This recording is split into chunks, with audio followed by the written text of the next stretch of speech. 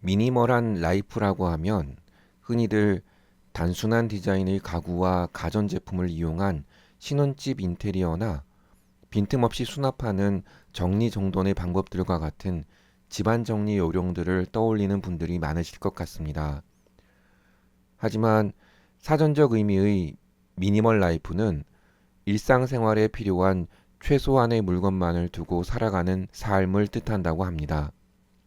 즉, 불필요한 물건이나 일을 줄이고 일상생활에 꼭 필요한 적은 물건으로 살아가는 단순한 생활 방식이 바로 미니멀 라이프의 원래 취지입니다. 이렇듯 생활에 꼭 필요한 물건들만으로 살아가는 사람들을 미니멀리스트라고 부릅니다. 이들은 인생에서 정말 소중하고 본질적인 것에 집중하며 자기 본연의 모습을 찾아가는 데에서 진정한 행복을 찾을 수 있다는 깨달음으로 충만한 미니멀 라이프의 에반젤리스트들이지 싶습니다.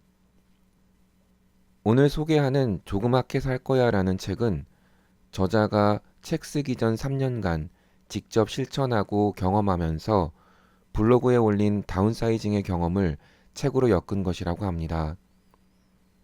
책의 내용을 놓고 보면 제가 읽은 미니멀 라이프 관련 서적들 중에서도 최상급에 속하는 아주 독한 책인 것 같습니다. 책의 저자인 진민영 씨는 비우는 삶을 넘어 아예 부족함이나 결핍의 삶을 추구하고 있는 것 같거든요. 말 그대로 조그맣게 살면서 결핍이야말로 진정한 평화이며 자신을 진심으로 행복하게 하는 이상이라고 결론 짓게 되었다고 합니다. 이 책이 소개하는 미니멀리스트로서의 삶은 소유물의 양이나 공간적인 영역에만 국한하고 있지 않습니다.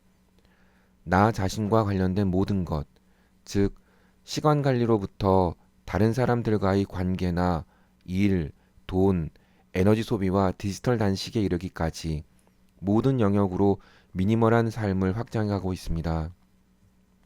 남들로부터의 인정을 추구한다거나 한계 지우지 않은 무한한 소비를 통해 만족감을 얻던 것에서 벗어나 좁은 길을 선택합니다. 평가받는 행복이 아닌 진짜 나의 행복이라는 관점에서 내 삶의 본연에 집중하는 미니멀리스트로서의 인생을 살아내고 있는 듯합니다. 자, 그럼 저자의 미니멀한 삶을 조금 들여다볼까요? 집에 있는 동안 낮 시간에는 항상 불을 끄고 밤에도 조명은 어둡게 유지합니다. 어둠은 묘한 안정감을 주며 마치 시간을 손으로 잡아 움켜쥔 듯 시간이 멈춘 느낌을 받게 합니다. 헐레벌떡 뛰어가 버스를 타려 하지 않습니다. 신호등이 깜빡이면 느긋하게 다음 신호를 기다려 건넙니다. 천천히 걷고 느리게 생각하다 보면 말수는 줄어들지만 웃을 일은 더 많아집니다. 형형색색 일정이 잡힌 스케줄러도 없고 계획표나 시계에 의존하지 않습니다. 오늘 일은 오늘 일어나서 천천히 생각합니다.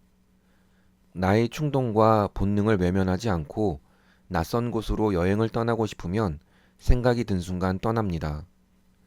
깊이 있는 감상을 할 수 있는 여유로운 시간입니다. 시간은 곧 자유입니다. 에어컨이 있어도 사용하지 않습니다. 조금씩 땀에 익숙해지며 문명을 역주행한 짜릿한 기분까지 느껴봅니다. 지구의 자원은 무한하지 않습니다. 나의 쾌적한 삶을 위해 누군가 보이지 않는 곳에서 대가를 치르고 있다는 것을 생각해 봅니다. 물건을 살 때는 정말 필요한 것인지 자신에게 몇 번씩 되풀이하여 물어봅니다. 필요하다고 느끼는 나의 허황된 착각은 아닌지, 가지고 싶다는 충동적인 욕망은 아닌지, 남들이 다 가졌다는 이유가 필요를 만든 것은 아닌지 다시 생각해 봐야 합니다. 소비를 대하는 나의 태도 자체를 바꾸지 않으면 영원히 소비의 노예가 될 수밖에 없습니다. 우리에게는 소비하지 않을 자유도 있습니다.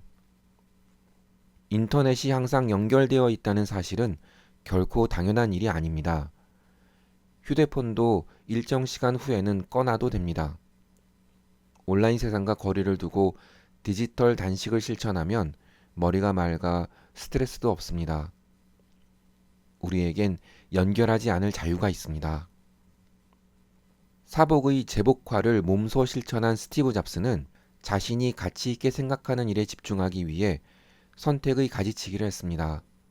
그 결과 아침에 옷 고르는 시간조차 가치로운 일에 방해가 된다는 판단을 했고 과감하게 단벌 생활을 감행했습니다.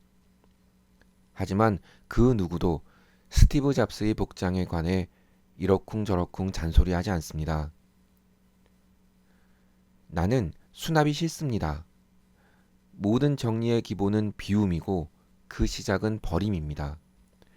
제 아무리 훌륭한 수납함이나 정리도구도 문제를 본질적으로 해결해 주지는 못합니다. 정답은 물건 줄이기이며 해답은 가벼운 소요의 무게에 있습니다. 수납도구도 결국 또 하나의 물건입니다. 나는 돈을 거의 쓰지 않습니다. 평상시에는 교통카드 한 장만 들고 다니고 밥은 집에서 먹고 옷과 생필품을 사는 때는 정해져 있습니다. 사치품도 사지 않고 외식도 거의 하지 않습니다. 신용카드는 평생 쓸 생각이 없고 체크카드는 보관해 두었다 꼭 필요한 때만 꺼냈습니다. 노마드 워커라는 말이 있습니다. 시공간의 제약 없이 어디서든 일할 수 있을 만큼 기술이 발달하여 가능하게 된 직업 유형입니다. 나는 소속된 회사가 없지만 어떨 때는 하루 10시간 이상 일하기도 합니다. 누군가의 강요나 압박에 의한 것이 아니라 즐거운 초과 근무이고 자발적인 야근입니다. 오로지 스스로를 위해 일하기 때문입니다. 안정을 추구할수록 직장에 집착할 게 아니라 평생 할 수 있는 직업을 찾아야 합니다. 원형 그대로 본연의 맛을 가지고 있는 본질이 드러난 음식이 좋습니다. 소박한 멋이 있는 순수하게 기능에 충실한 본질이 드러난 제품이 좋습니다. 사람과의 관계도 마찬가지입니다. 사람을 사귀는데 중요한 조건 또한 그 사람의 본질입니다. 군더더기를 헤집고 본질을 포착하는 안목은 단연컨대 내가 얻은 최고의 선물입니다. 책의 목차를 큰 제목들을 기준으로 엮으면 이렇게 쓸 수 있을 것 같습니다. 천천히 느리게, 작고 가볍게, 그리고 나대로 자유롭게 살아갈 때 내 삶은 이전의 삶과는 전혀 다른 변화를 경험하게 됩니다. 그렇습니다. 미니멀 라이프는 행복에 다가가는 또 하나의 길이 되는 것입니다. 내가 행복한 일을 하며 조그맣게 살아가는 것, 즉 본질에 집중하며 살아가는 것, 그것이 바로 미니멀 라이프일 것입니다. 이렇듯 진정한 미니멀리스트는 소유물의 많고 적음으로 판가름 나지 않습니다. 진정한 미니멀리스트는 집착으로부터 자유로워진 사람입니다. 물리적 가벼움은 그 시작에 불과합니다. 외형적 단순함을 넘어 내면까지 비우는 삶이야말로 진정한 미니멀 라이프라 할 것입니다. 느린 듯하지만 그리고 부족한 듯하지만 오히려 풍요롭고 건강하게 살아갈 수 있는 것입니다. 미니멀 라이프는 간편해진 청소와 사라진 옷 욕심과 같은 소소한 것에서부터 경제적인 불안이 줄어들고 관계를 우선시하게 되고 죽음이나 혼자만의 시간도 두렵지 않게 되는 심리적인 자유에 이르기까지 많은 변화들을 이 책의 저자에게 안겨주었다고 합니다. 미니멀리즘을 통해 그 어느 때보다 큰 부피의 행복을 얻게 되었다고 선언하는 이 책의 머리말을 읽어드리면서 마치려 합니다. 끝까지 들어주셔서 감사합니다. 그리고 구독해주신 분들을 축복합니다. 그럼 오늘도 행복하고 아름다운 하루 되세요. 머리말 2014년 나는 미니멀리스트의 삶을 경험했다. 중국에서 1년간 지낸 기숙사 방은 좁은 데다 제대로 된 취사 시설도 없었다. 가구도 침대와 책상이 전부였다. 의도치 않게 생활 속 많은 일과들을 생략하고 바꿔야 했다. 하지만 간소한 삶이 체질에 맞았는지 결핍과 불편은 내게 가벼움과 자유로 다가왔다. 옷도 사지 않고 쇼핑도 하지 않았지만 관리가 수월해져서인지 늘 새 것처럼 말끔했다. 조리도구도 취사시설도 없었지만 냄비 하나로 만든 제한적인 요리는 건강하고 간편했으며 경제적인 데다가 쓰레기도 없었다. 지출이 줄어들면서 매달 여행을 갈 수 있게 되었다. 중국에서 나는 언뜻 보기에 결핍한 상태였지만 그 어느 때보다 내 삶은 풍요롭고 우아했다. 기숙사에서 나와 귀국하는 날, 내 곁에는 1년 전 이곳을 오던 그날과 마찬가지로 여행용 캐리어 하나가 전부였다. 한국에 돌아와 공부하기 시작했다. 내가 우연히 접한 이 미니멀리즘이 도대체 무엇인가? 내 삶이 충만한 행복으로 차올랐던 그 배경이 무엇이었는가 자세하게 알고 싶었다. 미니멀리즘은 말한다.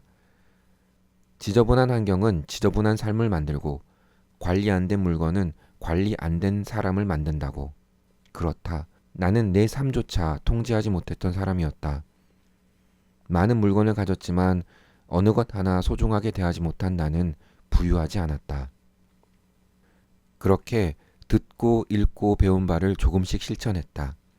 많은 물건들과 씨름하며 괴로움과 홀가분함 사이를 아슬아슬하게 줄다리기 했고 놓아주기 힘든 물건들과 조금씩 결별했다.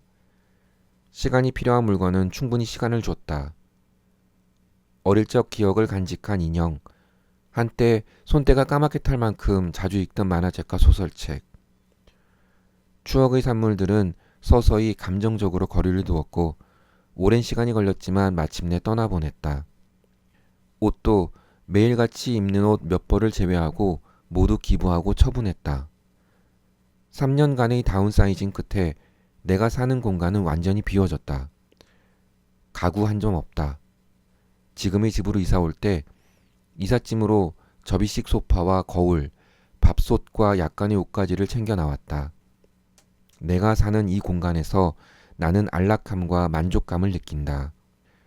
앞으로 물건이 조금 늘 수도 있고 지금보다 더 줄어들 수도 있다. 또 언제든지 지금 당장이라도 가진 짐을 전부 처분할 의향도 있다. 어디로든 자유롭게 떠날 수도 있다. 미련이 남는 물건은 하나도 없다. 도둑이 든다 해도 아쉽지 않다. 가져갈 물건도 없지만 전부 도둑 맞아도 다시 사면 그만이다. 귀중품도 없고 비밀 일기장도 없다.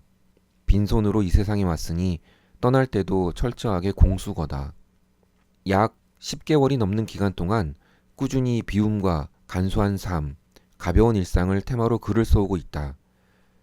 시간이 흐르면 더 이상 나눌 이야기가 없을 거라 생각했는데 날이 가면 갈수록 미니멀리즘에 대한 나의 애정은 점점 더 깊어져 계속 할 말이 생긴다. 비움은 비단 물리적 소유물에만 적용할 수 있는 미덕이 아니다. 다양한 삶의 양상 어디에 가져다 놓아도 어색함 없이 조화로운 아름다움을 창조한다. 미니멀리즘을 통해 나는 인생을 살아갈 철학을 튼튼하게 세웠다.